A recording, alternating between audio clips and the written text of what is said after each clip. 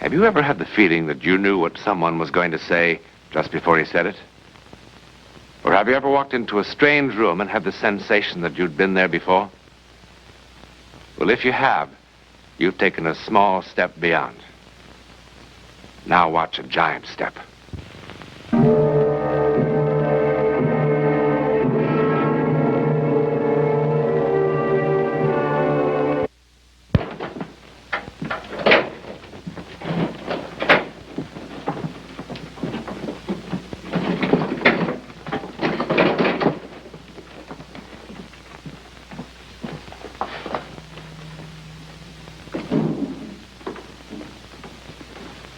I'm looking for Lieutenant Barnes. That's me. Oh, Mr. Newland, isn't it? Yes. Well, didn't you get my wire last night? No, just the letter. Oh, well, I sent you a wire and told you not to come up. Well, it's strange I didn't get it. The letter said the house was being torn down today. Yeah, well, it's all a mistake. I acted on an impulse.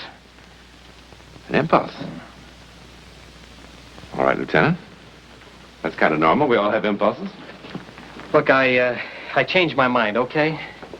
Sure. I'm sorry to have brought you up here for nothing, and I'll be glad to pay your expenses. No, that's not necessary, Lieutenant. I kind of enjoyed the ride. Believe me, this is not the first wild goose chase I've been on. Look, if I told you about the house, nobody'd believe it. I haven't got a scrap of proof. But you believe it, don't you? Yeah. Do I look like a screwball or something? No, I wouldn't say so. Yeah. I'm one of the most hard-headed guys you'll ever meet. But I don't know. I just don't know. I suppose I owe Graham something. They all think he killed his wife, you know. I guess I gave him a hard time. Want a cigar? No, thank you. Well, in my book, he had it coming. Fred Graham. He and his wife used to live in Bridgeport, and they rented this house here for the summer. She lived here, and he came up on the weekends. They had one of those marriages they were trying to patch up. It had gone sour. They weren't doing a very good job of it either. I didn't get to know him until later. But the neighbors complained more than once about the fighting that was going on up here. Fred, wait. What now? Go back to the city. I came up for the weekend, remember? Why, so we could fight some more. We didn't fight tonight. You were quiet as a mouse. It was a pleasure. We aren't going to fight any more at all. The neighbors will be glad. I mean it, Fred. I want you to go back to town. We've no reason to fight anymore. People only fight when they're trying to save something, and we've nothing to save. No soap opera, please. We were much luckier than a lot of people. We had some wonderful years together. Now the only reason we stay together is that we're afraid to tell each other the truth, that's all. Which is? That it's all over. We don't have one single reason to stay together 1 minute more.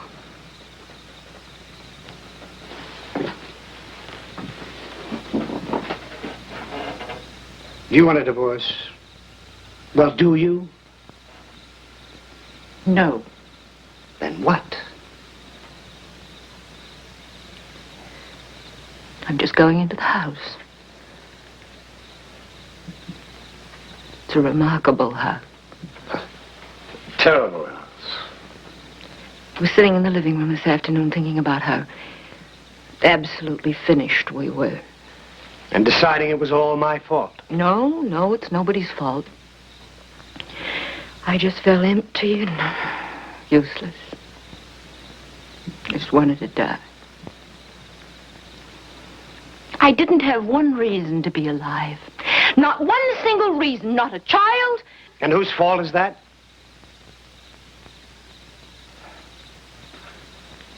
Not a husband. I felt like this before. I've taken a sleeping pill or a drink and slept it off, but this afternoon in that house, something happened to me. It was like I don't know how to explain it. It was as if I could translate my not wanting to exist into actuality. I felt empty. As if I were being swallowed up, as if I'd reached the point of zero. I thought, if I look into a mirror, there won't be any reflection. And if I stand in front of the light, there'll be no shadow. Come on, Ruth, it's late.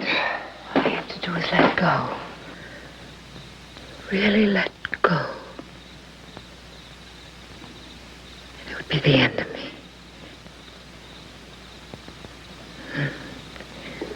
Then I heard your car in the driveway, and I thought, wait. Give it one more try. Maybe this time it'll be all right.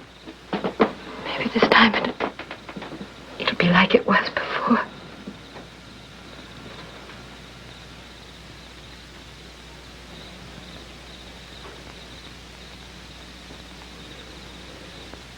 How silly.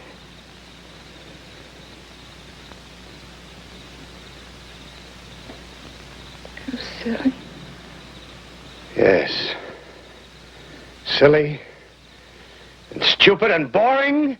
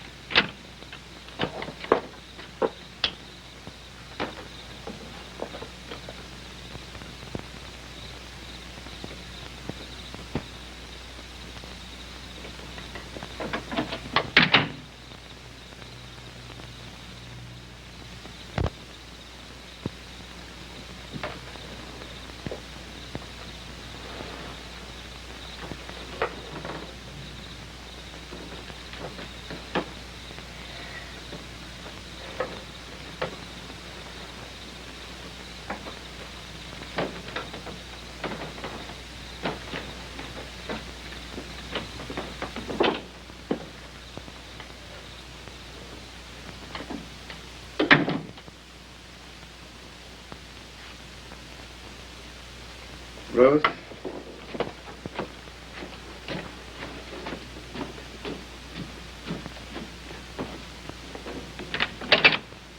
Ruth, why don't we stop all this nonsense and try to get along like grown-up people do?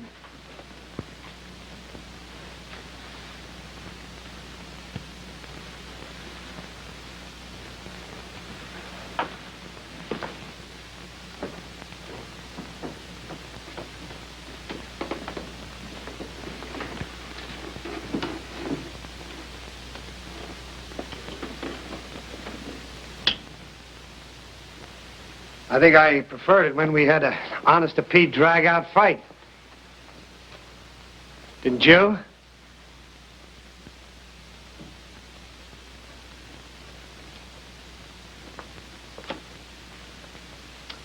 What are you, 3 years old or something? Where are you?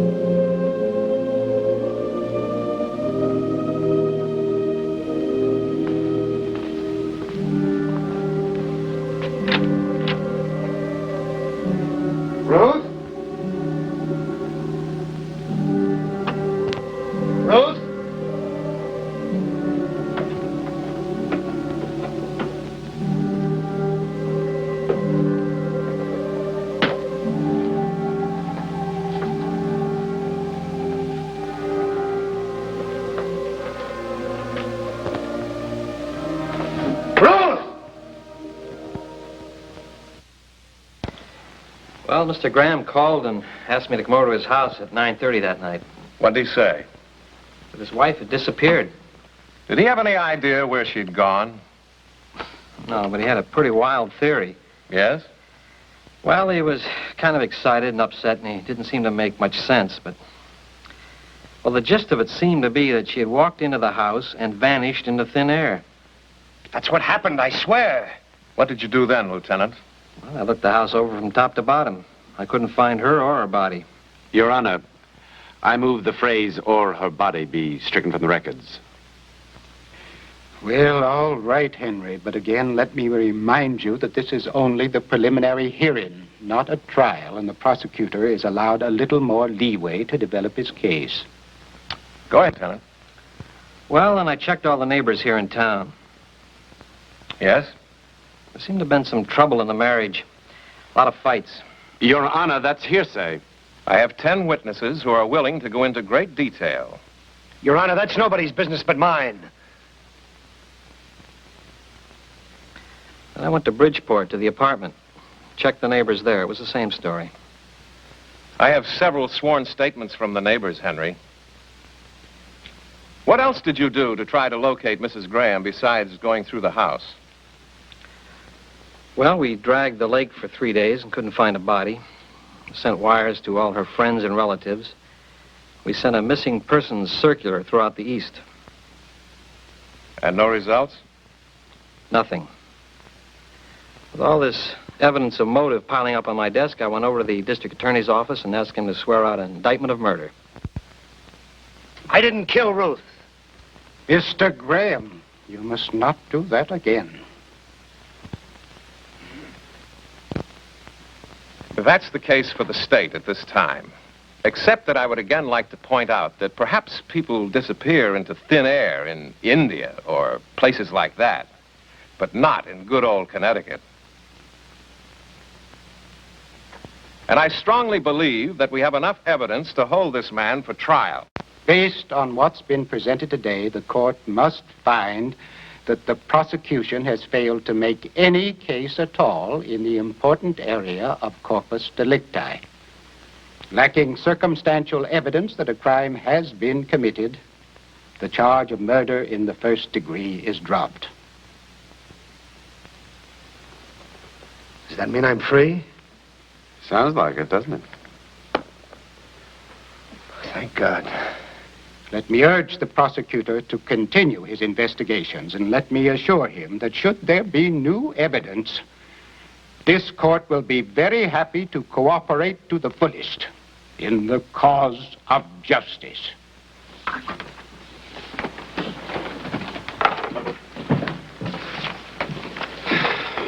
Well, Mr. Graham, you're free. You're absolutely certain I killed her, aren't you? Yep. Didn't you?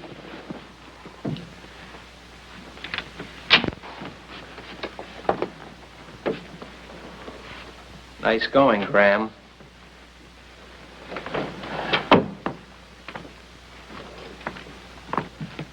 You know, I gotta admire a job well done, even if it is murder. Now, look. You're clean as a whistle.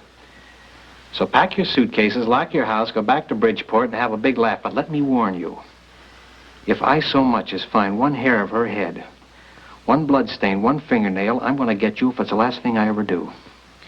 I'll make it easy on you, Lieutenant. I'm going to stay in that house. I'll bet. I'm going to tear that house apart until I find out what happened to my wife. Uh-huh. I am.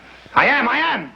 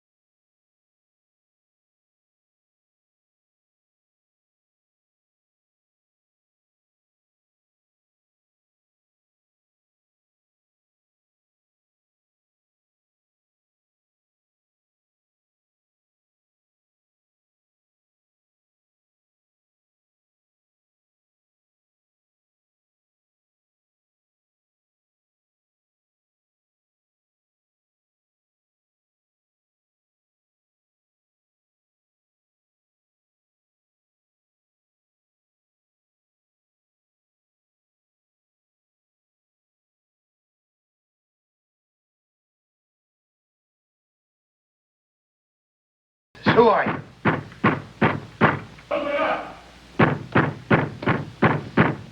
Answer me, who are you? Stop it! Oh, stop it! Go away! But, Miss Agatha, you can't just lock yourself up in this house forever. Oh, yes, I can. Forever. But everyone feels awful about what happened. Well, that's the 32 years of my life I gave to that school. I had nothing else, just the school. And then to suddenly drop me. Just as though all those years didn't mean a thing. Well, you know how the town felt about it. I don't want to talk about it. You have to come out sometime. No, I don't. Not ever. Not from this house. But they'll break in and make you come out. For your own good. Let them try. Who are you?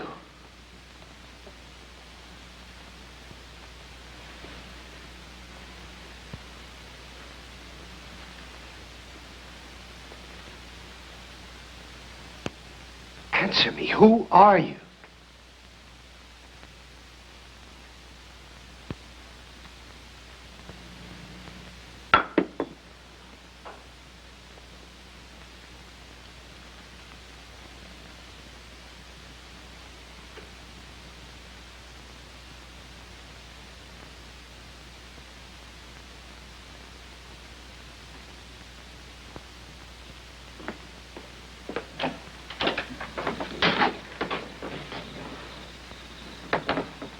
What's the matter with you? You look terrible. Something crazy just happened. What's the matter? You been drinking? She talked just like Ruth did. Who? Name was Agatha. What are you talking about? She taught school for 32 years. Who did? What are you doing in front of my house? Well, I like to sit here and hear you tear things apart. I reported you to the real estate man. That was my duty, you know. But he said you'd posted a bond to take care of all the damages, so it was okay with him. Besides, they're going to tear this house down and build a highway through here. Look, when are you going to stop this foolishness and tell me how you killed her? You're going to feel a lot better about it when you do. Leave me alone. I'll never leave you alone. Where would the school records be kept? The city hall. Are they public records? Could I get to them? Yeah. You're a citizen, aren't you?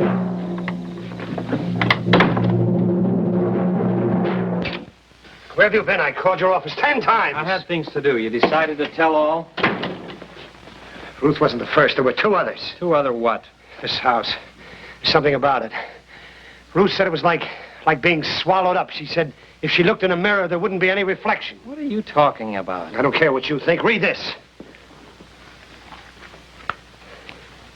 It's a very old newspaper, October 24th, 1858. Read what it says about Agatha Dunlap under the headline, Strange Disappearance. All right, what's the name of the game we're playing now? She was fired for being an abolitionist. Yes, right here in New England. So what's that got to do with anything? She lived in this house.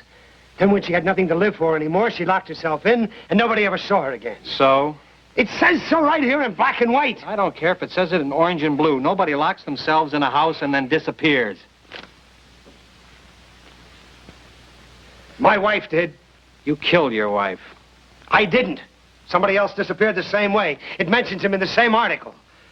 Some of the older residents recall that a man named Harrison Frazier, who built the house in 1821 for his bride, only to lose her in childbirth a year later, also closed himself in the house and apparently was never seen again. You know, I gotta hand it to you, Graham.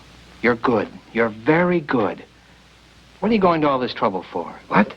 Is that what gave you the whole idea? What idea? How'd you come by it? By accident? I found it 2 hours ago. I mean before you killed your wife. You know, this is the screwiest alibi I have ever heard. But like I told you, you don't need it.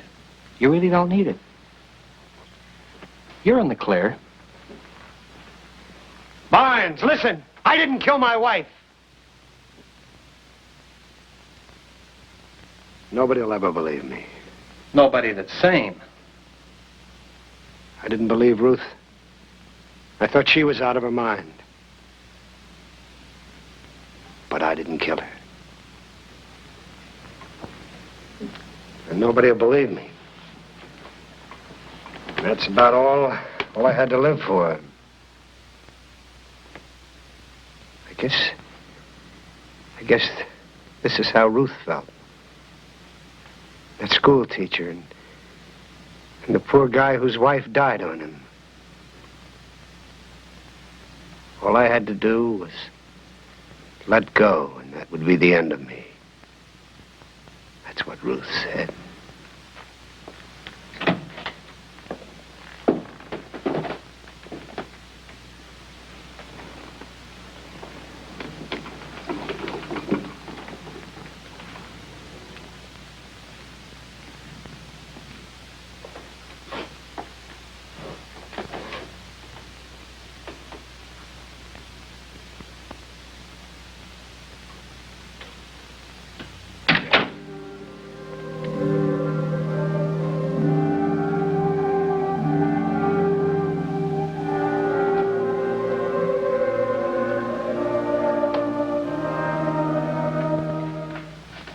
But he wasn't in the house. He wasn't there. Well, be logical. How can that be? Well, it's happened many times before, Lieutenant. People have simply vanished from ships, airplanes, and houses just like this, without a trace. Look, nobody in town knows about this. They all think he took off, so if you do decide to use any of it, change the name or change the place, change anything, will you? I understand, sir. Okay. Thank you. Where can he be? I haven't the slightest idea.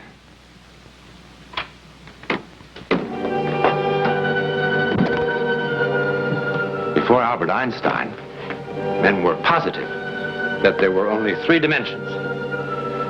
Now we are equally positive that there are only 4. That is, until someone discovers a 5th dimension. Or perhaps it's already been discovered by people like Mr. Graham.